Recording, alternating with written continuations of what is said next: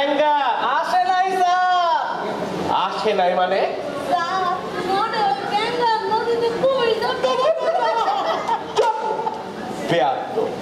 গরুর বাচ্চা গরু ওরে আমি যেই রচনাই কইতে কই ঘুরাইয়া ফিরাইয়া পেঁচাইয়া কুমির আইনাই থাক ওরে মানে আমি মানুষ করতে পারলাম না আজকে আইসে লোক দেখি ওর ওই কুমিরের ইয়া মস্ত বড় বড় দাঁত আমি ভাঙ্গা ছাড়বো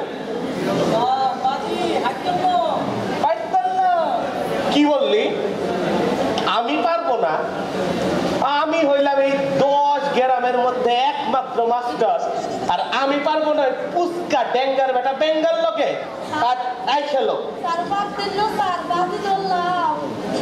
আসুক দেখতে স্যার আসি স্যার। ও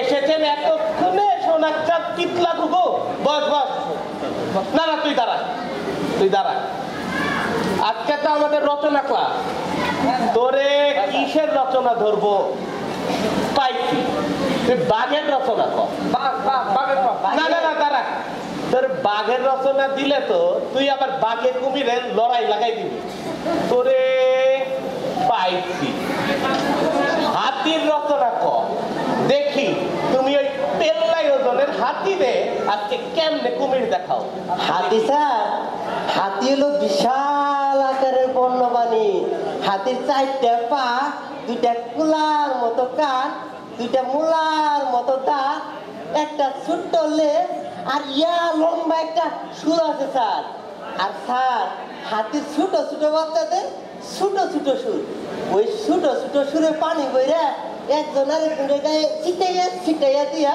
ওর গোসল করে মা হাতি বাচ্চাদের গোসল করতে নিয়ে যায় নদীতে স্যার সেই নদীতে স্যার একটা কুমির আছে স্যার সেই একটা লেজ ইয়া লম্বা একটা দাঁত আছে স্যার। থাম তোরে আজকে আমি মাইরেই ফেলা বলছি তুই আর একবার কুমির কইছো তোরে পাইছি বিশ্বকবি রবীন্দ্রনাথের তো নাম শুনছো জি স্যার। উনার উপরে রচনা কর দেখি তুই কুমির কেমনে পাই স্যার কবি রবীন্দ্রনাথ বিশ্বকবি তার বাড়ি জোড়াসাঁকোর ঠাকুর পরিবারে তার লেখা বহু গান বহু গল্প মানুষ জানে ও পছন্দ করে আর তিনি গান লেখে নোবেল পুরস্কার পেয়েছে বাবা একদিন পড়ন্ত বিকাল মৃদু বাতাস পাখির পুজো নদীর স্রোত নদীর কুলো কুলো ধ্বনি ধান বুঝায় নৌকা নদীর বুকে চলে ফেলে দিলে তাই দেখে কবির ভাবের উদয় তিনি সোনার তৈরি কাব্য লেখে স্যার সেই নদীতে স্যার একটা কুমির আছে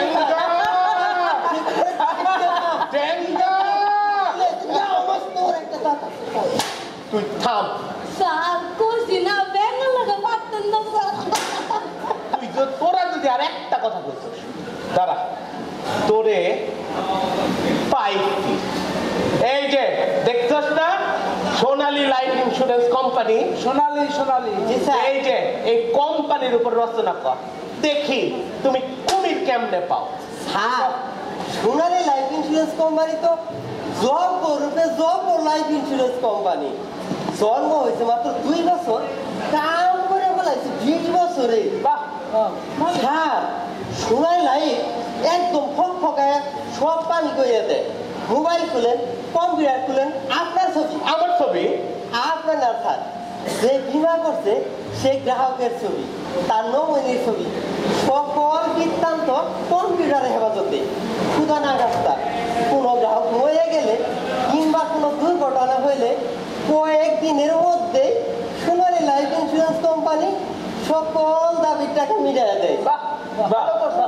স্যার ওই যে আমগর গ্রামে জব্বর বাবু ছিল না জব্বর বাপ ওই জব্বর বাপে সোনালী লাইফ ইন্স্যুরেন্স কোম্পানিতে একটা বীমা করছিল সে আবার নিয়মিত প্রিমিয়াম চালাইছে একদিন হঠাৎ হাউস হয়েছে ঢাকা যাইব লঞ্চ দিয়ে যাইতেছিল ঢাকা হঠাৎ তুফান লঞ্চ গেল ডুববে অনেক মানুষ মারা গেছে জব্বরে বাপ কোন রকমের প্রাণে বাইচাছে কিন্তু যখন তার পাওয়া গেল পদে এক পা আর এক হাত নাই।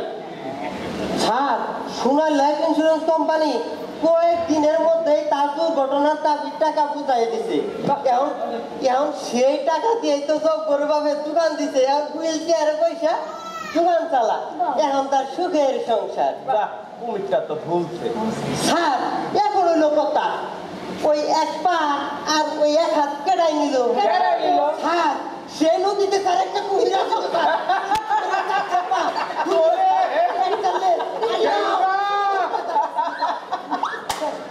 তোরে না, তোরে আমি আর এই পৃথিবীতে রাখুম না। স্যার পারতেন না স্যার।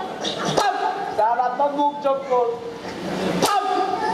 তোরে পাইছি, তোরে মঙ্গল গ্রহের উপর রচনা কর। দেখি ওই প্রাণীবিহীন মঙ্গল গ্রহে তুমি কুমির পাও কই থেকে। স্যার মঙ্গল গ্রহ দেখতে পৃথিবীর মতোই, মঙ্গল গ্রহ হইলো এই পৃথিবীর গোল, দূর থেকে তারে লাল গ্রহ দেখায়। মঙ্গল গ্রহে যাওয়ার আশা মানুষের অনেক কালের সাধনা। স্যার এই তো কিছুদিন আগে নাসার বৈজ্ঞানিকরা রোবট নামে এক রোবট পাঠাইছিল। স্যার সেখান থেকে ছবি আসছে স্যার, সেখানে বিশাল বড় বড় পাহাড়, পাহাড় আর পাহাড়, আর পাহাড়ের মাথায় বরফ জমানো।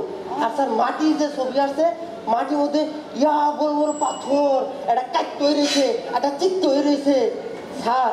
আর মাটিতে বিশাল খাদের চিহ্ন। স্যার সেই খাদের চিহ্ন দেখে মনে হয় স্যার সেখানে অনেক নদী নালা ছিল স্যার।